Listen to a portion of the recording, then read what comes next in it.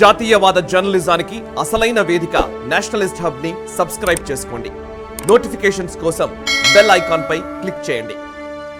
మరి ఇంతమంది నాయకులు ఉన్నారు. ఇప్పుడు రేణుకా చౌదరి, తుమ్మల నాగేశ్వరరావు, లేకపోతే నామా నాగేశ్వరరావు, లేకపోతే పువ్వాడ అజయ్, మీరు చెప్పుకుంటూ పోతే బోలెడంత పేర్లు, చిన్న పేర్లు ఏం కాదు లిస్ట్. మళ్ళీ అందరూ కూడా రాష్ట్ర రాజకీయాల్ని శాసించిన వాళ్ళు, దేశంలో చక్రం తిప్పుతామన్న వాళ్ళు ఇక్కడ నుంచి ఉన్నారు. మరి ఎందుకని ఇక్కడ ఏం జరగలేదంటే నాకు అనిపించేది, ఇది గల్లీ రాజకీయాలతోటి ఇది అభివృద్ధి కాదు. ఇది ఢిల్లీ వారు ఉంటేనే ఇది అభివృద్ధి అవుతుంది. ఏదైనా గ్రామం అభివృద్ధి కావాలంటే, ఏదైనా పట్టణం అభివృద్ధి కావాలంటే దానికి ఒక ఫోకస్ ఉండాలి, దానికి ఒక ప్రణాళిక ఉండాలి. సెంట్రల్ గవర్నమెంట్ వారి దగ్గరికి పోవాలి, ఎక్స్ప్లెయిన్ చేయాలి, ఆ సెంట్రల్ మినిస్టర్స్ తోటి కూర్చోవాలి, వారిని ఇక్కడికి తీసుకురావాలి. గత 10 సంవత్సరాలలో వీరు ఎంతమంది సెంట్రల్ గవర్నమెంట్ మినిస్టర్స్ ఇక్కడ తీసుకొచ్చిండ్రు అఫీషియల్గా, ఎంతమంది ఎన్నిసార్లు పార్లమెంట్లో క్వశ్చన్స్ చేసిండ్రు.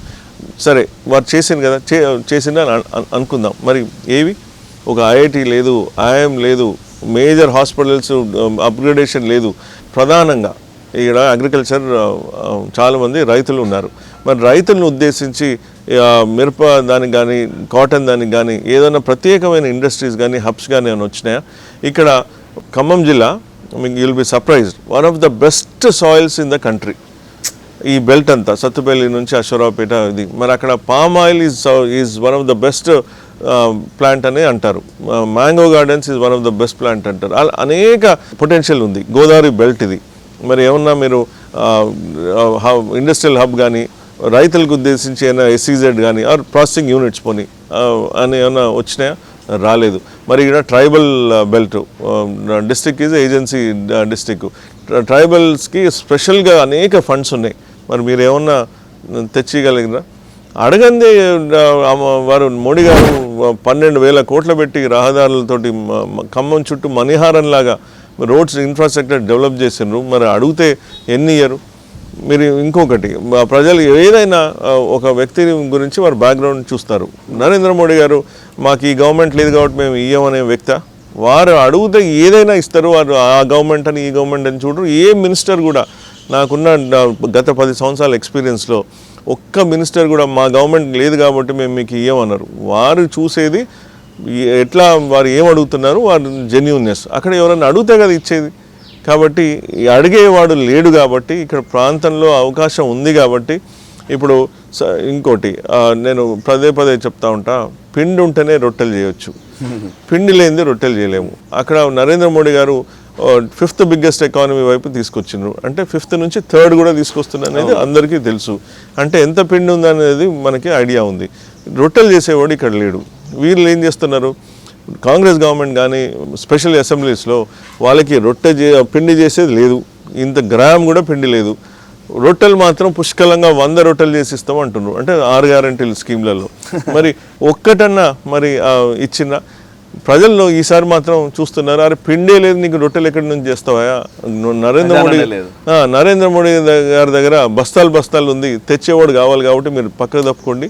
ఈసారి ఇచ్చేవారు వారైతే తెచ్చేవాడు కూడా భారతీయ జనతా పార్టీ ఒక ఎంపీ అభ్యర్థి అయితే తేగలుగుతాడని మాకు ప్రగాఢ విశ్వాసం ఉంది. ఎందుకంటే గత 10 సంవత్సరాలలో మీరు తేలేదు కాబట్టి ఈసారి వారి దూతైన నరేంద్ర మోడీ గారి సైనికుడు అయిన నన్ను అండ్ బీజేపీ అభ్యర్థి అయిన వినోద్ రావుని మేము ఢిల్లీ పంపిస్తాం. మా దూత కింద, వారి సైనికుడి కింద వారు పనిచేసి మాకు ఏవైతే అభివృద్ధి కావాలో, నాకు గత 3 నెలల నుంచి నేను విలేజెస్ తిరుగుతున్నప్పుడు ఫస్ట్ నరేంద్ర మోడీ గారు మాకు చెప్పింది ఏంటి అంటే, అసలు మీరు ఏం చేయదలుచుకున్నారో మీరు చెప్పండి. అక్కడ లోకల్ ఇష్యూస్, ఓవరాల్ డెవలప్మెంటు మనకి విజన్ ఉంది. మైక్రో లెవెల్లో కూడా మీరు పోయి ప్రతి గ్రామానికి పోయి, ప్రతి మండలానికి పోయి మీకు అక్కడ లోకల్ ఇష్యూస్ ఏమున్నాయి అని మీరు హైలైట్ చేసి నా దృష్టికి తెస్తే నేను నా ఓవరాల్ విజన్ డెవలప్మెంట్లో నేను పెడతా అని. సో ప్రతి మండలం వెళ్ళినప్పుడు చాలా లోకల్ సమస్యలు ఉన్నాయి.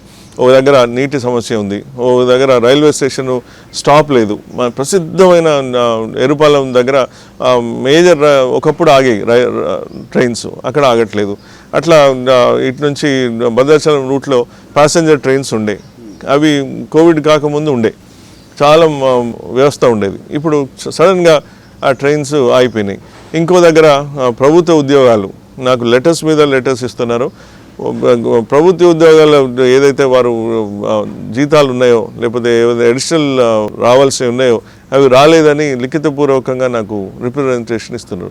సో ప్రతి దగ్గర కూడా ఒక్కొక్క రిప్రజెంటేషన్, ఒక దగ్గర సింగరేణి కాలేజ్ది కార్మికులది వాళ్ళకు వారి ఐటీ ఇష్యూస్ ఏవో ఉన్నాయి, అది వారి దగ్గరికి వెళ్ళడం జరిగింది. ప్రతి ఓపెన్ కాస్ట్ దగ్గరికి నేను మండు టెండర్లలో కూడా వారు నన్ను ఆహ్వానిస్తే నేను పోయి చూడడం జరిగింది.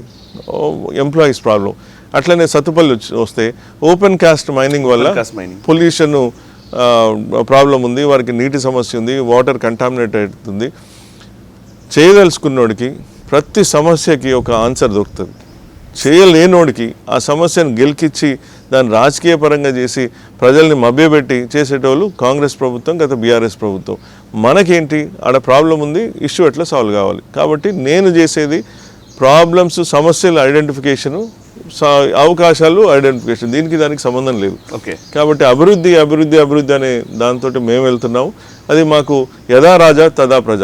నరేంద్ర మోడీ గారు రోజుకి 18 గంటలు పని చేసుకుంటూ ఏం కావాలి, ఎవరికి కావాలని చూస్తున్న దాంట్లో ఆ కల్చర్లో మేము వచ్చిన వాళ్ళం. మేము అటు వస్తే కాంగ్రెస్కి వస్తే తల్లి, కొడుకు, కూతురు, అక్కడ వారు కుటుంబ పాలన, కుటుంబ వ్యవస్థ, వారికి తప్ప వేరే పట్టేది లేదు, ఆ లీడర్లు తప్ప వేరే వచ్చేది లేదు. సేమ్ థింగ్ ఇక్కడ మీరు చూస్తే కోఇన్సిడెన్సో ఇన్సిడెంట్సో కానీ ఇక్కడ కూడా ఖమ్మం జిల్లాలో మా ఈ ఎంపీ ఎలక్షన్ మీరు చూస్తే ఒకరికి భార్య వారి కోసం ప్రయత్నించారు, ఒకరి కొడుకు కోసం ప్రయత్నించారు, ఒకరి తమ్ముడు కోసం ప్రయత్నించారు.